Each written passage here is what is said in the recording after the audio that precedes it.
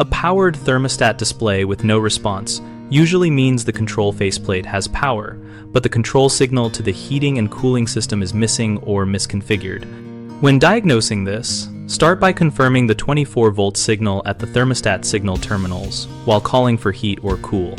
Use a multimeter set to AC to measure between the common and the appropriate signal terminal and watch for a voltage change when you change modes or raise the set point. If you see stable 24 volts at the faceplate, but no change at the signal terminal, then check the internal jumper or configuration that some thermostats use for power stealing or common wiring. Move jumpers only with the power off and document original positions first.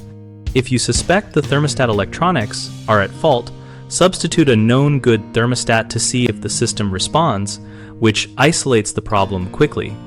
Also, inspect the wiring at the furnace or air handler control board for loose screws, corrosion, or swapped terminals, since a loose wire can show power at the stat but fail under load.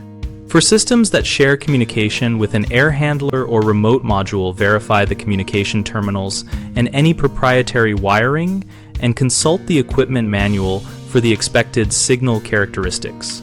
The three things technicians see most are missing common wiring causing intermittent power, even though the screen is lit, incorrect internal configuration or jumpers that prevent signal output, and faulty thermostat electronics that pass display tests but not control signals.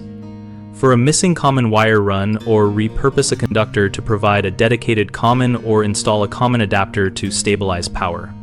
For configuration errors, refer to the thermostat installation guide and set jumpers or dip switches to match system type and fan control, and always power down before changing hardware settings.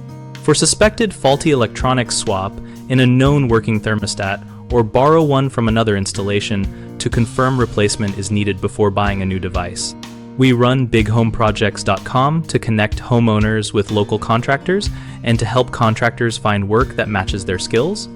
Our site also hosts a discussion community where members share troubleshooting tips, contractor experiences, and practical advice related to home systems and repairs.